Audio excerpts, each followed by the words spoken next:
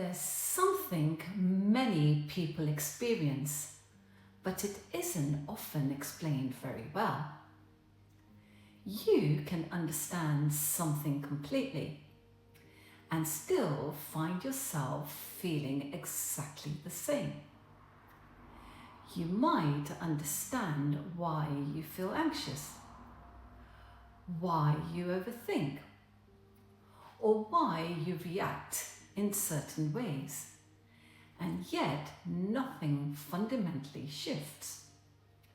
You know the pattern, you can describe it, you may even be able to explain it to someone else. But when the moment arrives, it still feels just as real.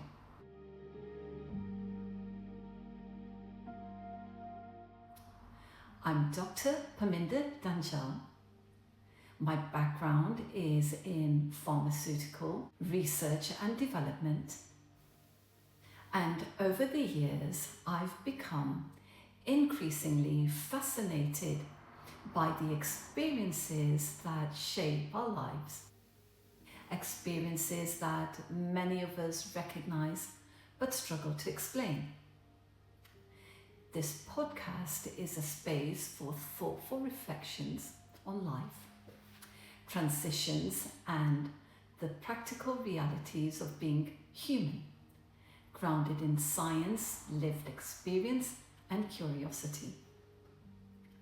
Not to tell you what to think or how to live, but to explore why we experience ourselves the way we do.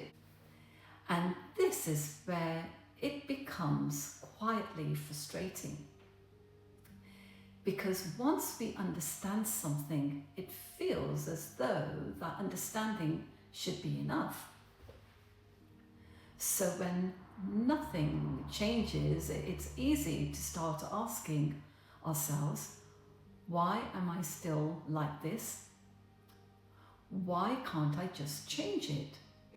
And often, without realizing it, people begin turning that frustration inward. But the issue usually isn't that you don't understand enough. And it isn't that you can't or aren't trying. The problem is that understanding and emotional change are not always the same process.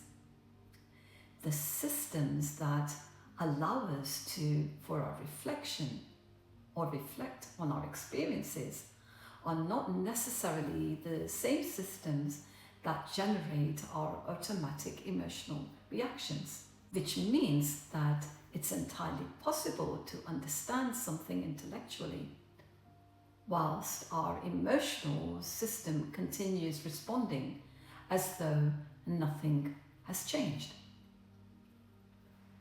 Take anxiety. Someone may fully understand that anxiety itself isn't dangerous. They know it's a nervous system response.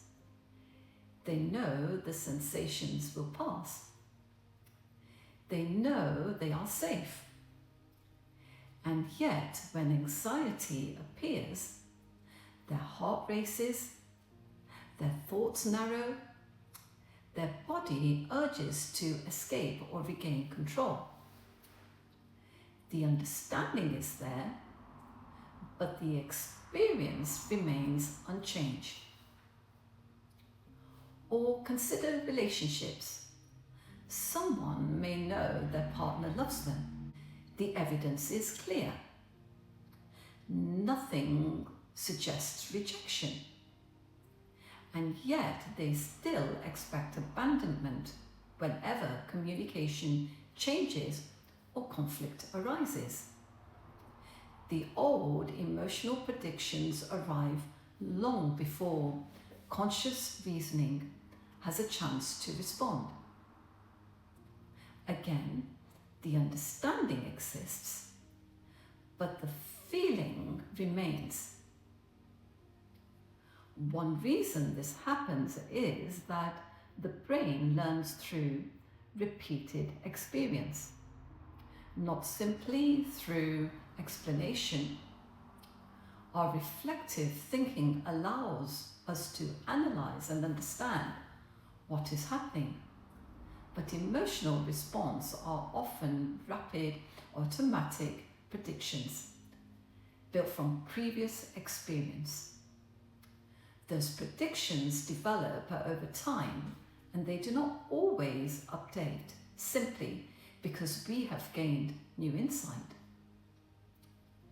The brain relies heavily on what has become familiar. Patterns that have been repeated many times become expected. And once a response becomes expected, it often begins automatically before conscious thought has fully engaged. This is true of habits, emotional reactions, and many of the ways we respond to stress. Over time, repeated experiences create increasingly automatic pathways that become easier for the brain to activate. That is why understanding a pattern often much easier than actually changing it. Insight can show you the pattern, but it doesn't necessarily change it. Research consistently suggests that lasting behavioral and emotional change usually involves repeated new experiences, emotional learning, and behavioral practice, alongside intellectual understanding. So perhaps the issue isn't that people don't understand. Perhaps they're expecting understanding to do a job it was never designed to do. Understanding can describe a pattern. It can explain it. It can make sense of it. But describing something is not the same as changing the conditions that keep it alive. There is an important difference between recognizing a pattern and gradually teaching the brain a different response. Insight is often the beginning of change, but it is rarely the whole process.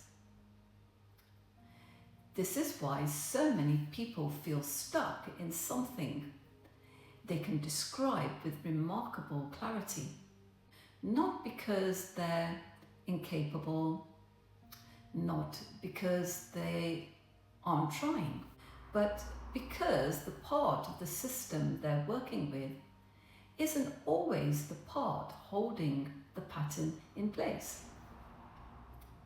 Perhaps the more helpful question isn't, why don't I understand this yet?